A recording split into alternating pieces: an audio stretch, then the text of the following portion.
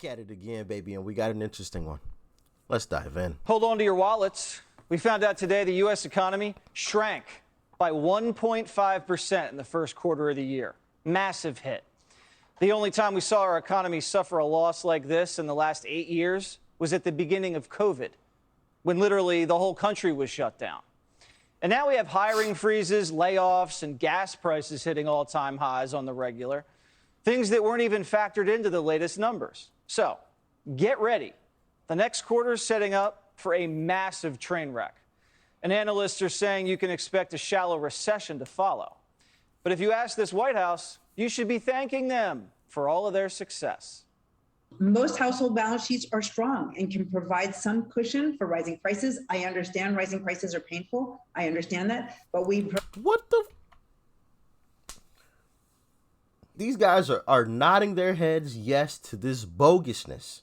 We having to make some serious decisions at the gas pump right now. This is ridiculous. Cushion for rising prices. I understand rising prices are painful. I understand that. But because of the efforts over the past year, there is some cushion. So this success was not given. It wasn't a given. It was rather, it's been our work over the past 17 months that have resulted in well-designed and well-administered policies that have provided the tailwind for long-term recovery. Oh, well, then congratulations on a job well done. Take the long weekend off. You guys deserve it. But America isn't buying this BS. A new Harvard-Harris poll just recorded the highest percentage of Americans ever saying Biden's made them financially worse off. 56% say financially they've gotten worse. 20% say improving. Who in the HE double hockey sticks is improving? Who's this 20% down here? Y'all let me know. Who is part of this 20% right there? Improving. Let me know in the comment section. That's got to be like all politicians, all government folks. About 56% of the country. And according to Gallup, 83% of Americans say the country's gone off the rails. Only 16% of people are happy with the way things are going. And only a quarter of Democrats are happy. But then again, Democrats. Yo, and I touched on this in yesterday's video, one of yesterday's videos.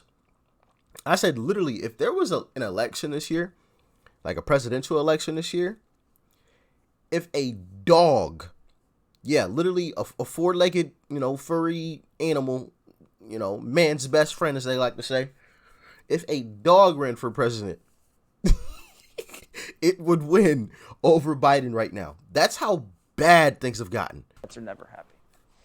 But don't expect Biden to do anything about any of this. The guy's shot. He doesn't know what's going on. And the people around him, useful idiots.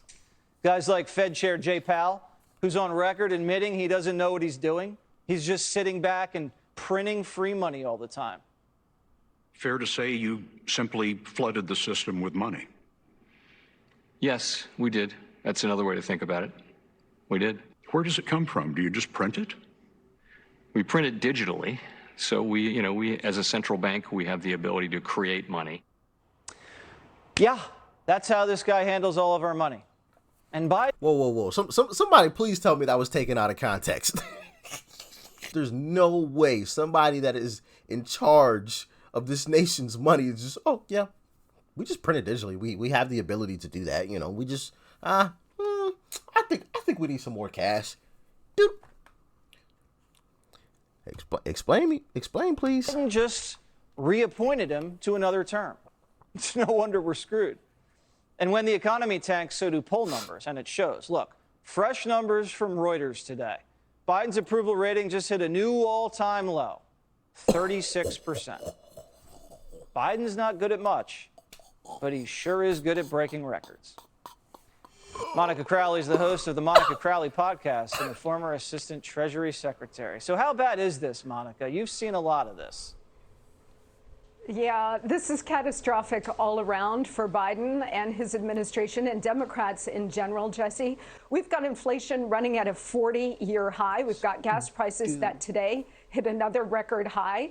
So the American people are suffering acute pain as a result of Biden and the Democrats' unified control of the government in Washington and their disastrous economic policies. So when you have this kind of economic catastrophe paired with an upcoming midterm election, these numbers spell disaster for the Democrats. And I think most of the American people understand they need to send a very powerful signal to the Democrats in November, and that this needs to be an extinction level event for the party. So you say extinction level event. Let's flesh that out. You're looking at setbacks for the Democratic Party on crime probably for a decade. They've totally mismanaged the dollar. They've destroyed it. That's got to set them back at least another cycle. You look at the border, no one's ever going to trust a Democrat to control the border again. I mean, the list goes on and on and on. How bad is it?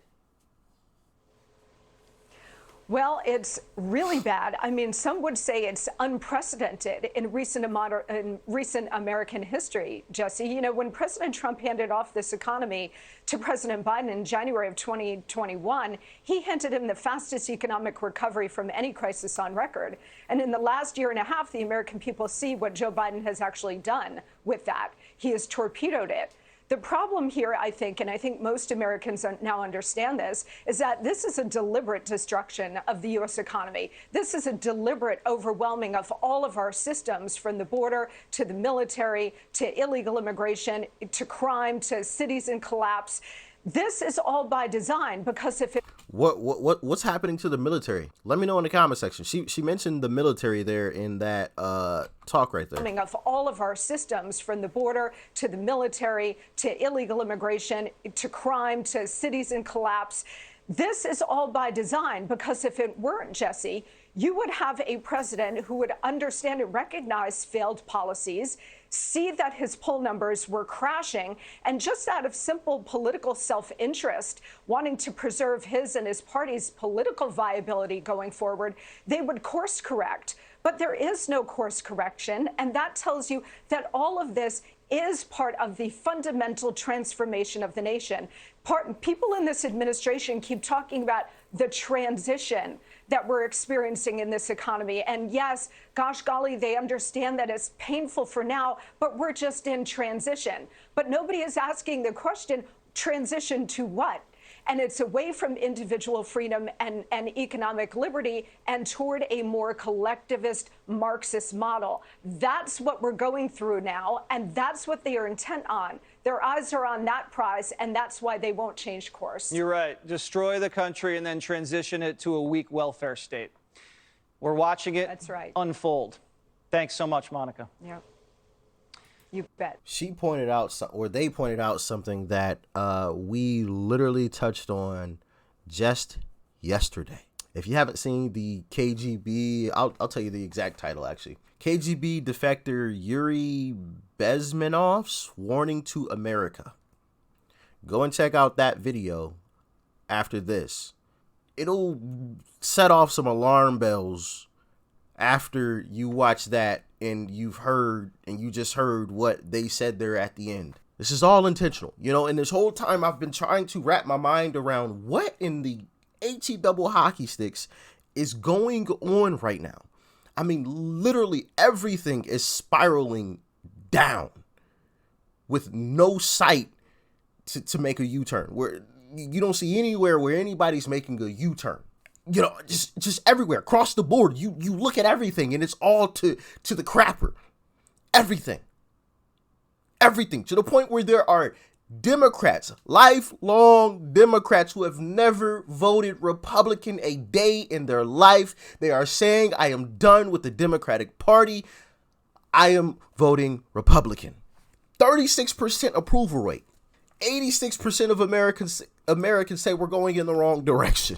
Everywhere you look, and yet nobody in the government is pivoting. I've been trying to figure it out, but now that she said that, and after the video yesterday, I'm like, it is a plan. This was the plan. I don't care about my approval ratings because I'm going to tank everything. I'm going to destroy it before the next election. It won't even matter. By the time next election comes around, I still got 2.5 more years before next election. But before that happens, I am going to destroy everything. There will be nothing left. And we're watching it happen. We are watching it happen. That is scary to think about. Very, very scary. And of course, people are going to call me a conspiracy theorist. I don't think that's a conspiracy. I think we're watching it. And I spoke about this in yesterday's video. There was an interview where Biden said something about we're going through a transition. I didn't make a video on it. I didn't, create a bunch of hoopla about it or anything like that. I thought it was weird when I heard it. But once again, I didn't want to be a conspiracy theorist. So, I just kind of brushed it to the side. He just said the wrong wording. But then after yesterday's video and now after watching this, I'm like, hold on. Maybe that was intentional. What do you mean by transition? And like she said at the end, what are we transitioning to? Explain that fully. Transition. Like you just threw out that word and didn't explain it. And I don't like that. It almost makes me feel in the video yesterday, they talked about normalization, creating this tanking everything and making it normal. And that's one of the things that I fear right now is by the time next election comes around, this whole thing spiraling downward is going to feel a bit more normal because we've been experiencing it for so long. We've been experiencing a downward spiral for 3.5 years straight. So I fear that it may become the norm. Y'all let me know if you have the same fear in the comment section, how we can stop that. Do you think the midterms will put a halt to this whole plan where I think by all reports say there's going to be a red wave, and everybody that I've talked to that, like I said, have been lifelong Democrats have said, yeah, ain't no way. Ain't no way I'm voting for them. So y'all let me know how you're feeling. If the red wave happens, the red tsunami, whatever you want to call it, the obliteration, do you think it changes course? Let me know in the comment section below.